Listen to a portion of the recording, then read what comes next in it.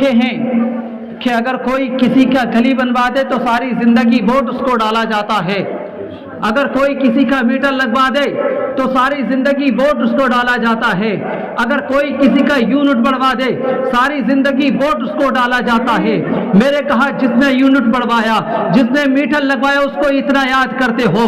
क्या तुमको पता है अहमद रजा कौन है? अहमद रजा वो है कि जिसने नबी से इश्क करना सिखाया है। अहमद रजा वो है कि जिसने मुस्तफ़ा की बारगाह का अदब बताया है और बताया है कि नबी से प्यार पूछ पूछ कर नहीं करना, नबी से प्यार दिल खोल के करना है। और अहमद रजा ने यह बताया है नबी से प्यार पूछ पूछ कर नहीं करना, नबी से प्यार दिल खोल करके करना है। आप तारीख पढ़ो तो सही, आपको मालूम होगा इमाम अहमद रजा खान फाज़ बरेलवी उस दौर में पैदा हुए कि बड़े फितने थे। कुछ फितने वो थे जो बिल्कुल सामने थे, कुछ फितने वो थे जो इस्लाम के लिबास के अंदर अपने आप को डाले हुए थे, दिखाते शहद थे, पिलाते जहर थे, अंदर भी बर्बाद करते थे और आखिरत भी बर्बाद करते थे। और उस दौर के अंदर जनाब मोहम्मद मुस्तफ़ा की जात पर संगीन हमले हो रहे थे और मकसद क्या था कि नबी की शान को कम कर दिया जाए, मुस्तफ़ा की अजमत को कम कर दिया जाए। आप उलमाओं से पूछ कर तो देखो, अल्लाह अकबर। इसी वजह से कोई कमीना उठ करके यह कह देता था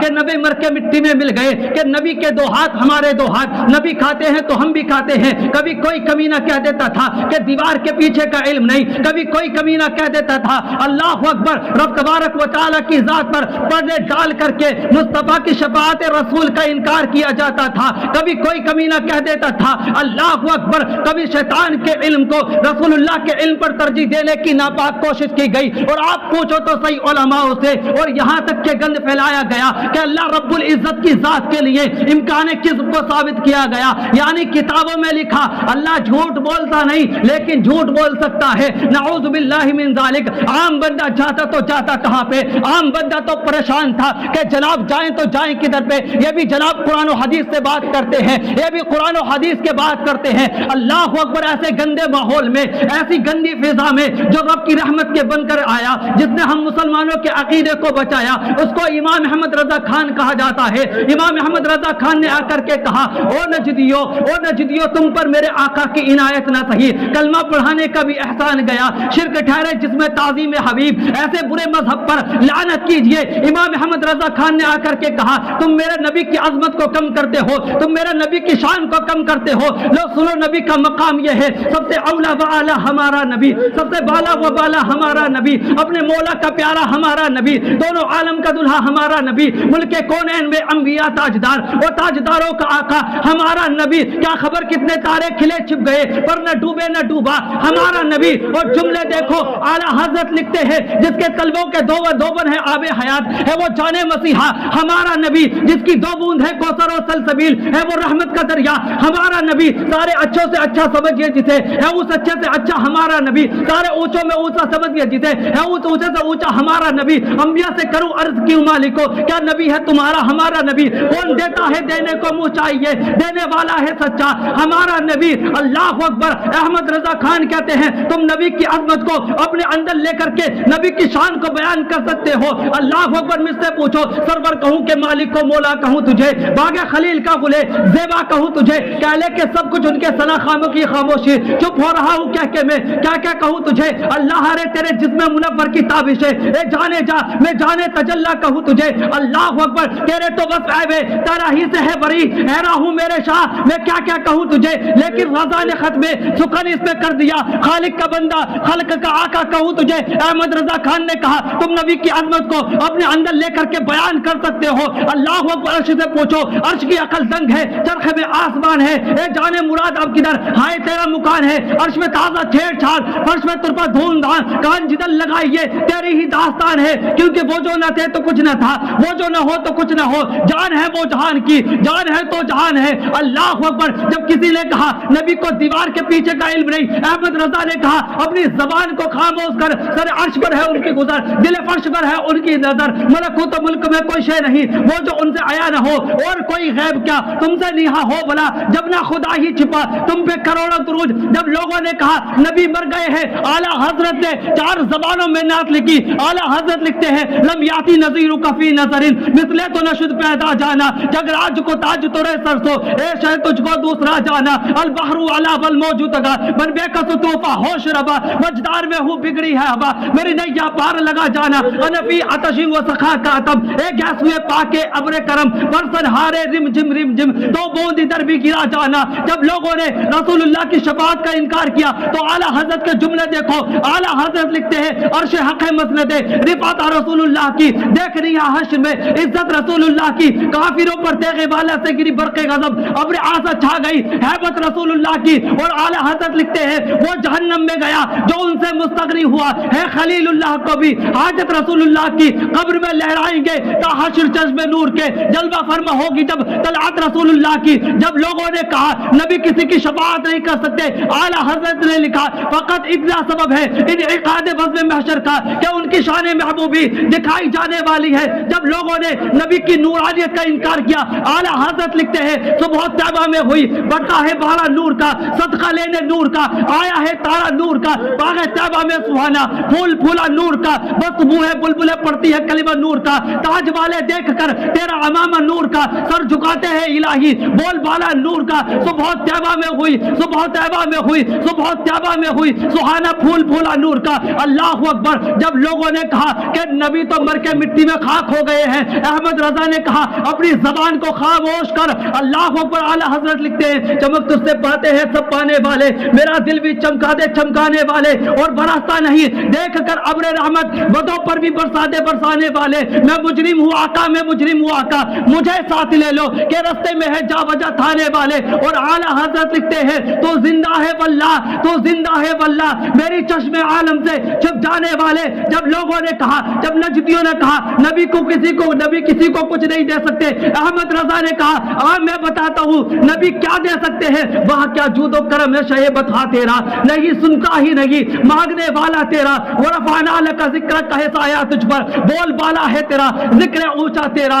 اللہ اکبر۔ یہی بولے سدرا والے چمنے جہاں کے تھالے، سبھی میں نے چھان ڈالے تیرے پائے کا نہ پایا، تجھے ایک نہ ایک بنایا، تجھے ایک نہ ایک بنایا، تو ایک نہ ایک بنایا۔ اللہ اکبر۔ نہ دوسرا خدا ہے نہ دوسرا رسول ہے۔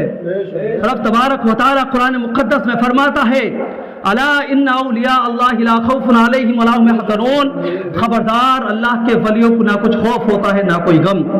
الذین آمنوا وكانوا يتقون، اور وہ لوگ جو ایمان لائے اور پرہیزگاری کرتے رہے، لہم البشرا فی الحیات الدنیا، ان کے لیے دنیاوی زندگی اور آخرت میں بشارت ہے، لا تبدیل لکلمات اللہ، اور اللہ کے کلمات بدل نہیں سکتے، ذالک هو الفوز العظیم، یہی بڑی کامیابی ہے۔ رب تبارک و تعالی نے ان آیات میں اولیاء اللہ کی عظمت و شان بیان فرمائی۔ ان آیات میں رب تبارک و تعالی نے ولیوں کے بہترین انجام کا ذکر فرمایا، اور رب تبارک و تعالی نے ولیوں کی یہ تعریف بیان فرمائی کہ وہ مومن اور متقی ہوتے ہیں، کیونکہ ولی کے لیے مومن اور متقی ہونا ضروری ہے۔ ولی اللہ کو رب تبارک و تعالی کا قرب خاص حاصل ہوتا ہے، اولیاء اللہ کی روح اور قلب ذکر الہی میں مستغرق ہوتے ہیں، اور ولی کی روح ولی کا قلب معرفت الہی کے نور سے روشن و منور ہوتے ہیں۔ اور نبی کریم صلی اللہ تعالی علیہ وسلم نے ولیوں کی تعریف بیان فرمائی، الذین اذا رؤوا ذکر اللہ، یعنی جن کو دیکھ کر خدا یاد آ جائے وہ اللہ کے ولی ہیں۔ اور عارفین نے اس حدیث کی شرح میں فرمایا جب غافل بندہ اولیاء اللہ کی صحبت میں بیٹھتا ہے، وہ بندہ جو رب تبارک و تعالیٰ کے ذکر سے دور رہتا ہے، وہ بندہ جو نیکوکار لوگوں کی صحبت سے دور رہتا ہے، اللہ اکبر۔ عارفین فرماتے ہیں جب غافل بندہ اولیاء اللہ کی صحبت میں بیٹھتا ہے، جب وہ غافل بندہ اولیاء اللہ کی صحبت میں بیٹھنے لگتا ہے تو اس غافل بندے کو اولیاء اللہ کی صحبت کی برکت میں بیٹھنے کی برکت سے رب تبارک و تعالیٰ کے ذکر کی توفیق نصیب ہو جاتی ہے، اور دنیاوی کمی میں محسوس ہوتی ہے۔ اللہ اکبر۔ جو دنیاوی کمیوں میں وہ گھرا ہوا رہتا ہے، دنیاوی ضروریات میں وہ گھرا ہوا رہتا ہے، ان میں کمی محسوس ہوتی ہے۔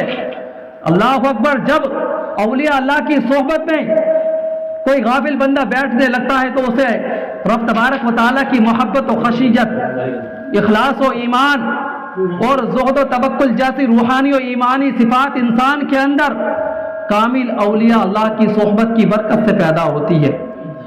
اور عارف مولانا جلال الدین رومی نے کہا، ہر کے خواہد ہم نشینی بخدا، جو بھی خدائے تعالیٰ کی ہم نشینی چاہتا ہے وہ نشین در حضور اولیاء، اس سے کہو کہ وہ اولیاء کے حضور بیٹھا کرے۔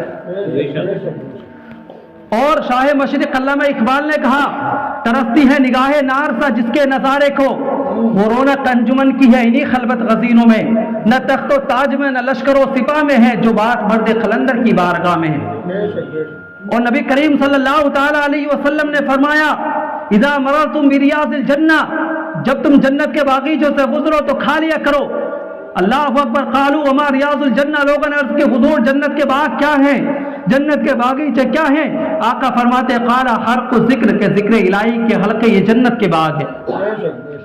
اللہ اکبر۔ اور رب تبارک و تعالی نے حدیث قدسی میں فرمایا، لا یشقی لہم جلیس، کہ اولیاء اللہ ذکر کرنے والے ایسے بندے ہیں، لا یشقی لہم جلیس، جو ان کا ہم نشین ہو وہ بھی بد نصیب و محروم نہیں ہوتا۔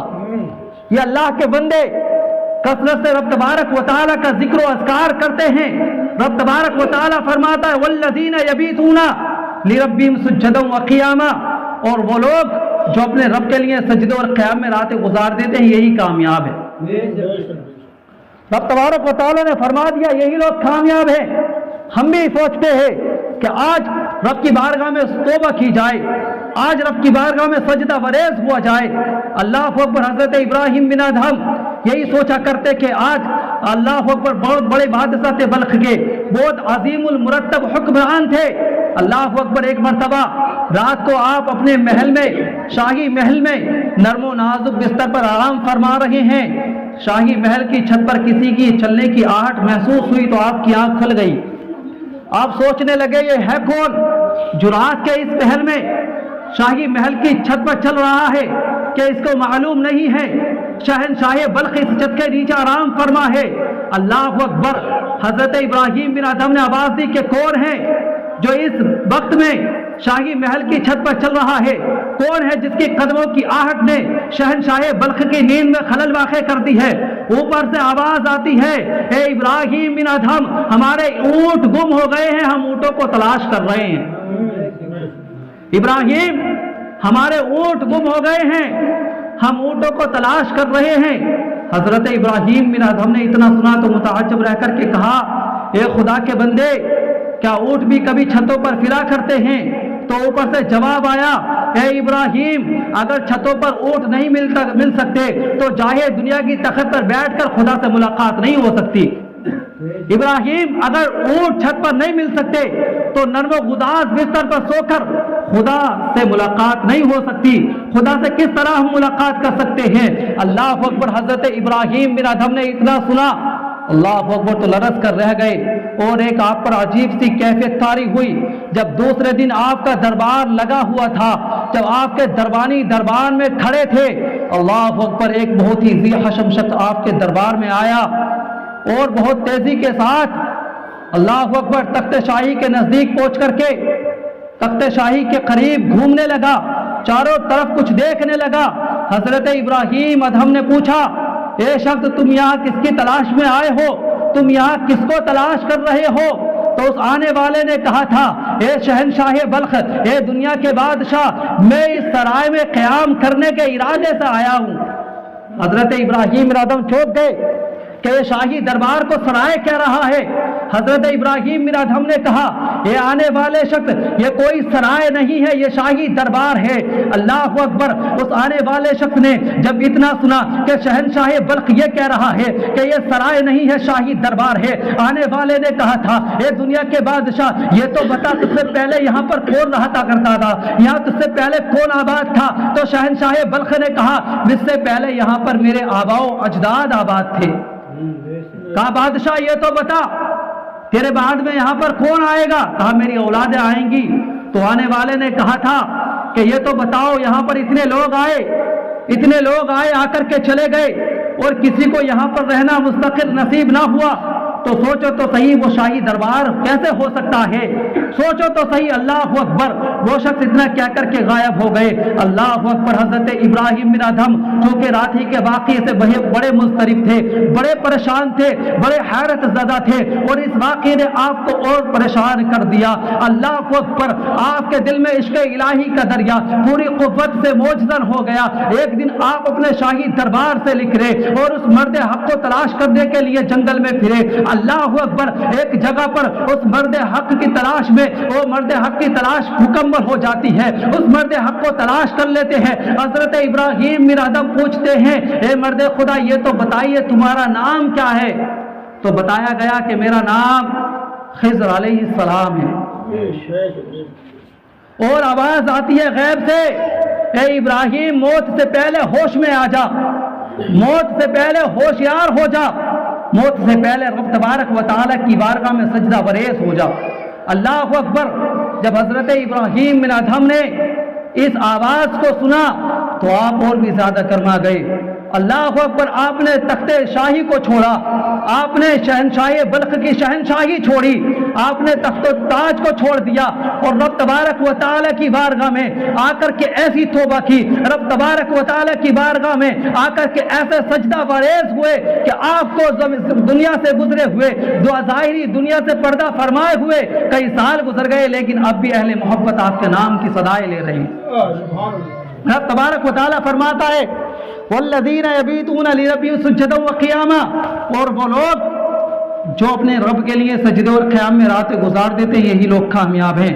رب تبارک و تعالیٰ کے غافل بندے رات کو نیند اور آرام کر رہے ہوتے ہیں، مگر اولیاء اللہ ایسی جماعت ہے، اولیاء اللہ ایسی جماعت ہے کہ رب تبارک و تعالیٰ کے لیے ساری ساری راتیں سجدے اور قیام میں گزار دیتے ہیں۔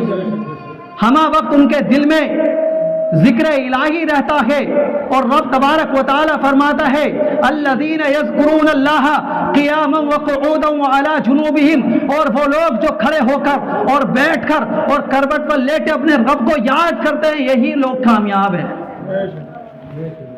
عن انس بن مالک قال قال رسول اللہ صلی اللہ تعالی علیہ وسلم، حضرت ابو ہریرہ سے روایت ہے کہ نبی کریم صلی اللہ تعالی علیہ وسلم نے فرمایا ان اللہ قال، کہ رب تبارک و تعالی فرماتا ہے من عاد لی ولیا فقد آذنتہ بالحرب، کہ جس نے میرے کسی ولی سے دشمنی کی اسے میری طرف سے اعلان جنگ ہے۔ وما تقرب الی عبدی بشیء احب الی مما افترضت علیہ، اور رب فرماتا ہے کہ میرا بندہ جن جن عبادتوں سے میرا قرب حاصل کرتا ہے، اور کوئی عبادت مجھ کو اس سے زیادہ پسند نہیں ہے جو میں نے اس پر فرض کی ہے۔ وما یزال عبدی یتقرب الی بالنوافل حتی احبہ، اور رب فرماتا ہے کہ میرا بندہ فرض ادا کرنے کے بعد نفل عبادتیں کر کے مجھ سے اتنے قریب ہو جاتا ہے، اتنا نزدیک ہو جاتا ہے، حتی احبہ، یہاں تک کہ میں اس سے محبت کرنے لگتا ہوں۔ اور رب فرماتا ہے فاذا احببتہ كنت سمعه الذي يسمع به وبصره الذي يبصر به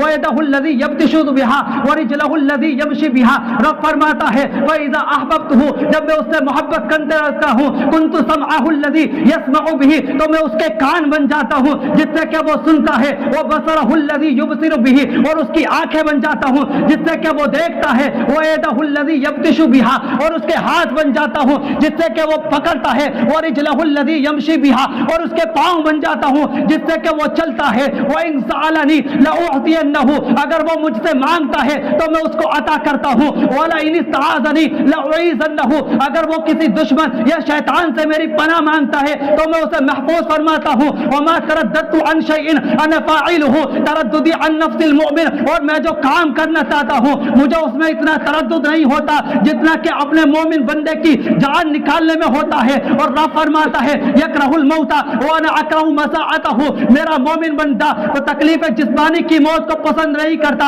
وانا اکرہ مساعتہ، اور مجھ کو بھی اس کو تکلیف دینا برا لگتا ہے۔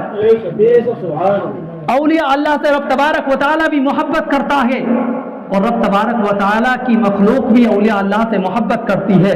رب تبارک و تعالی کا فرمان ہے ان الذین آمنوا وعملوا الصالحات سيجعل لهم الرحمن ودا، کہ بے شک وہ لوگ جو ایمان لائے ان کے لیے خدائے رحمان اپنی مخلوق کے دلوں میں محبت پیدا کر دے گا۔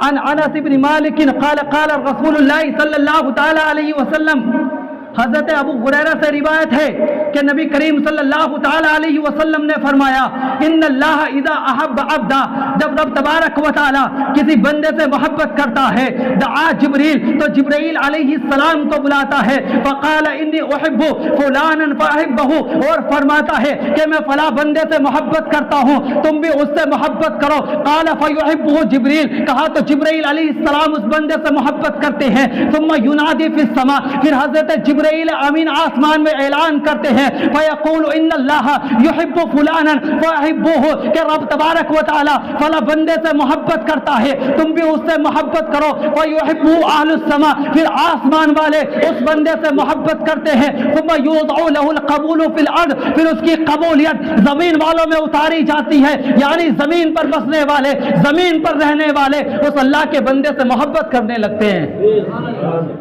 اور حضرت حرم بن حیان نے اس حدیث کی شرح میں فرمایا، جو شخص پورے دل سے رب تبارک و تعالیٰ کی طرف کو متوجہ ہوتا ہے تو رب تبارک و تعالیٰ مومنین کے دلوں کو اس کی طرف کو جھکا دیتا ہے، یعنی زمین پر بسنے والے لوگ اس سے محبت کرنے لگتے ہیں۔ اولیاء اکرام، بزرگان دین علیہم الرحمہ اتنے دنیا میں تشریف لائے، رب تبارک و تعالیٰ نے ان پر جو احسان اور انعامات فرمائے ہیں، ان کا حال یہ ہے کہ ان کی ظاہری حیات میں اور بعد وصال بھی کہ لوگ ان بزرگان دین کا ادب اور احترام اپنے دلوں میں رکھتے ہیں۔ حضور غوث اعظم رضی اللہ تعالی عنہ، حضرت خواجہ اجمیری، حضرت مجدد الفاسانی اور دیگر بزرگان دین علیہم الرحمہ، ان کو ظاہری دنیا سے پردہ فرمائے اپنے قبور میں آرام فرماتے ہوئے برسوں گزر گئے، لیکن آج بھی اہل محبت ان سے عقیدت و محبت رکھتے ہیں، بلکہ قیامت تک پیدا ہونے والے اور اہل محبت ان سے محبت و عقیدت رکھیں گے۔ اور وہ لوگ کتنے بدبخت ہیں جو رب تبارک و تعالیٰ کے محبوب اور مقرب بندوں سے بغض و عداوت رکھتے ہیں۔ رب تبارک و تعالیٰ نے فرمایا، من عاد لی ولیا فقد آذنتہ بالحرب، کہ جس نے میرے کسی ولی سے دشمنی کی اسے میری طرف سے اعلان جنگ ہے۔ وہ کیا جود و کرم ہے شہ بطحہ تیرا، نہیں سنتا ہی نہیں مانگنے والا تیرا، وہ کیا مرتبہ یہ غوث ہے والا تیرا، اونچے اونچوں کے سروں سے ہے قدم اعلیٰ تیرا، سر بھلا کیا کوئی جانے کیا ہے کیسا تیرا، اولیاء ملتے ہیں آنکھیں وہ ہے طلبہ تیرا، قسمیں دے دے کے کھلاتا ہے پلاتا ہے تجھے، پیارا اللہ تیرا چاہنے والا تیرا، تو حسنی حسینی کیوں نہ محی الدین ہو، اے خضر مجمع بحرین ہے تیرا تیرا۔ وما علینا الا البلاغ۔ السلام علیکم ورحمۃ اللہ تعالی۔